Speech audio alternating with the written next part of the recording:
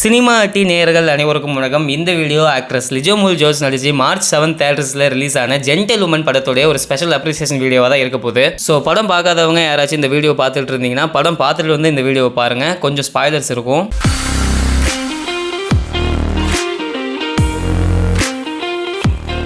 ஜென்டில்வுமன் ஹரிகிருஷ்ணனும் லிஜோமோலும் arrange marriage பண்ணிக்கிட்டு சென்னையில் தனியாக ஒரு வீட்டில் சந்தோஷமாக வாழ்கிறாங்க. ஆக்ட்ரஸ் லிஜோமோல் சின்ன வயசில் தன்னோட பேரண்ட்ஸ் சைடில் இருந்தால் ஒரு இன்னசென்ட் கேலாக இருக்காங்க.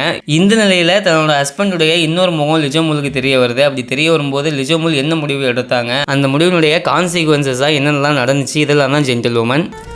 எந்த சாதியிலையும் மதத்திலையும் பொம்பளை ஆம்பளைக்கு கீழே தான். ஆக்ட்ரஸ் லிஜோமோல் பூர்திங்கிற கேரக்டருக்கு ரொம்பவே ஆப்டாக இருக்காங்க. இன்னசென்சி, பொசசிவ்னஸ், அழுகை, தைரியம்னு ஒவ்வொரு சீன்லையும் தன்னோட நடிப்பு திறமையால் வியக்க வைக்கிறாங்க. குறிப்பிட்டு சொல்கிறது கஷ்டம் தான், இருந்தாலும் லிஜோமோல் அசுரன் மூடுக்கு மாறுற அந்த டிரான்சாக்ஷன் சீனில் அவங்களோட நடிப்பு என்னோட ஃபேவரட்டாக இருந்துச்சு. லிஜோமோல் மலையாளம் கலந்த தமிழில் பேசுகிற மாதிரி தெரிஞ்சாலும் அதுவும் ரசிக்கும்படி தான் இருந்துச்சு. ஆக்டர் ஹரிகிருஷ்ணனுக்கு இதை தங்கலான் படத்துக்கு அப்புறமா ஒரு நல்ல ரோல், அதாவது அவரோட ஸ்டைலில் நல்லா போர்ட்ரேட் பண்ணியிருக்காரு. ஆக்ட்ரஸ் லாஸ்லியா நடிப்பில் நான் ஃப்ரெண்ட்ஷிப், கூகுள் குட்டப்பா மட்டும் தான் பார்த்துருக்கேன். இன்னும் மிஸ்டர் ஹவுஸ் கீப்பிங் பார்க்கல.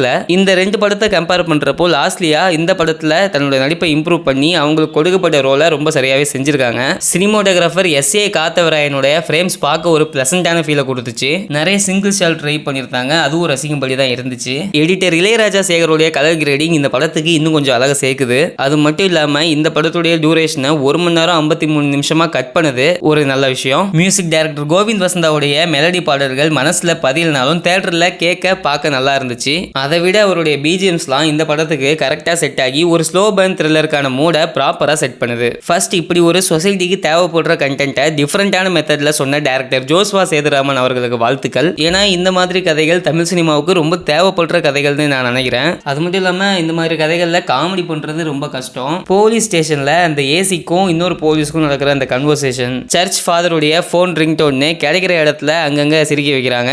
நான் இந்த படத்தை நெக்ஸஸ் மாலில் இருக்கிற பிவிஆர் பதாசோல தான் பார்த்தேன். நான் பார்க்குறப்பே ஒரு 12-13 பேர் கூட இருந்திருக்க மாட்டாங்க அந்த ஸ்க்ரீனில். எனக்கு அது பார்க்குறப்போ கொஞ்சம் வருத்தமாக தான் இருந்துச்சு. ஏன்னா ஒரு நல்ல படம் வந்ததும் தெரில போனதும் தெரில அப்படிங்கிற மாதிரி போக போதேன்ட்டு. ஸோ காய்ஸ், ஓடிடியில் வந்ததுக்கப்புறம் ஃபயர் விட்டு ஒரு பிரயோஜனமும் இல்லை. இந்த மாதிரியான நல்ல கண்டென்ட்ஸை தேட்டரில் பார்த்து நம்ம தான் சப்போர்ட் பண்ணணும். இந்த வீடியோ உங்களுக்கு பிடிச்சிருந்துச்சுன்னா சேனலை லைக், ஷேர், கமெண்ட், சப்ஸ்கிரைப் பண்ணுங்கள். தேங்க்யூ.